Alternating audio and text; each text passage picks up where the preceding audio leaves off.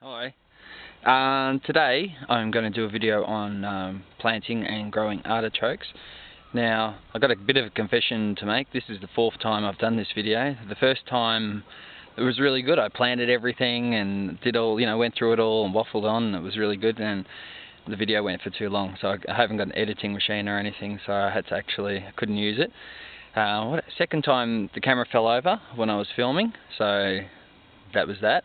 And then the third time the battery ran out. So I'm assuming it's like fourth time lucky with this one. So what I've actually done, you can see behind me here. Now, this garden bed was the last garden bed that I created and built up and everything. You've seen it before. Now I'm actually going to use this as a permanent garden bed. So plants that I can keep in here for on a permanent basis, if not a few years. Now I'll come behind the camera and I'll do a bit of a narrative and I'll explain. I'll go through the artichokes and I'll show you some of the other stuff that I've put in there as well.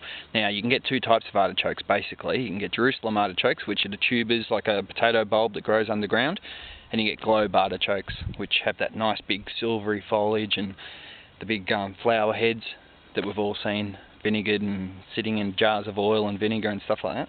Now these are globe artichokes, so really tough, easy to grow. Now I'll get behind the camera and I'll explain a bit. Alright, now I've put three in.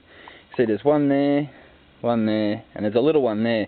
When I actually bought them, the bigger one and the smaller one were attached. So I was a bit dubious about whether the small one would survive, but it's been in a week and seems to be taking alright, so far so good. Now, artichokes, you can see, have a nice silvery foliage.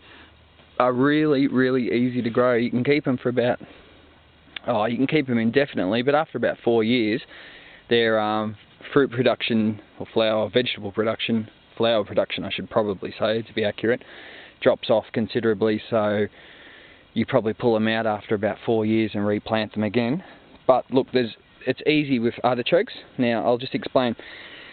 So this artichoke itself is going to grow to it can grow up to 1.5 meters wide, but usually about, say, 700-800 mil, and can grow, probably, not including the stalks with the actual flower heads on them, can grow like about 800 mil high too. So when you're planting them, make sure you give them enough room somewhere so they've got space.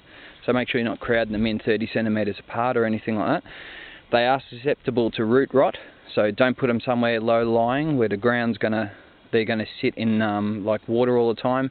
Make sure it's nice and free draining, or you can grow them in a big pot or in a raised garden bed like what I've done here. And the other thing is you can grow them in places put them somewhere where they're going to get a fair amount of sun. They like a lot of sun, and they are very tolerant of cold and frost. I've never seen one frost damaged, so they might take on a little bit of damage if you're somewhere like, freezing, but they're pretty tough, so they'll take a lot of damage. So they're really easy to grow. So that's what I've put in here. Let me just come around. Now, you can see I've just got one here. The little one, we'll wait and see how that one goes. And then this one. Now, actually cultivating the flower heads and getting the heart out, and you can eat a lot of people throw away the outer leaves, outer parts of the artichoke, but you can eat those too. So we'll go through all of that as well. Now, as a permanent garden bed, I just wanted to say, just quickly, I'll pan back. Now you can see I've got the lavenders at the end, which I've done in another video, so I've put those in.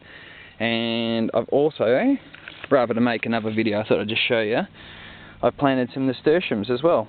Now you can eat these. You probably saw them on a video I did when I was at the beach. Now you can eat the flowers and you can actually eat the leaves too. The leaves have a peppery, almost rocket kind of taste, but they're not too good as far as cold goes. So we'll wait and see what happens with these. So far so good. They seem to be doing alright. Hopefully they'll survive. They are raised. They've got that a good sized lip at the end, and they're heavily mulched, so they should be right. So we'll pan back. Now I just want to mention, this is most of our garden beds we tend to have as annuals. We plant annual things, pull them up, a couple of times a year, different things. But this is going to be a permanent bed, similar to what you would have for an asparagus bed, which I'm going to do in about a month as well, so look out for that. So this bed, those lavenders will stay in. those nasturtiums will stay in there permanently. They'll creep and grow, and I'll pull them out and apart as I need them. And these are going to stay in for a good 3 years, probably 4. So now a lot of you might be saying, well, how do you feed everything and whatever when you can't turn it over and stuff like that? Well, what you can do is the mulch, use a soft kind of mulch, like I've used sugarcane mulch for these. Things like lucerne, pea straw, sugarcane mulch, things that will actually put nitrogen back into the soil, because we're growing leafy green things, so we need that nitrogen. Put those on top, they'll break down, and as it breaks down you can just re-top it. And you can always add, like say this is broken down a fair amount, you can always add, say, sprinkle over some composted cow manure over the top, and then mulch over the top of that, and then with the rain and everything, that'll break down into the actual root system as well, so you should be right. And of course I've used the organic fertiliser pellets as well, so that's been fed. And you can probably hear the train in the background. So that's it. So artichokes are really easy to grow. Give them enough space, because they'll really spread out. If you're not really keen on artichokes as an eating crop, do think about using them, because the flowers they produce that we would normally eat are beautiful, and they make a nice big bushy part to the garden too, so they can fill up a lot of space. If you want to have that kind of fullness to your garden, that is, I guess. So that's it. So this is a permanent garden bed as opposed to an annual one that I've done.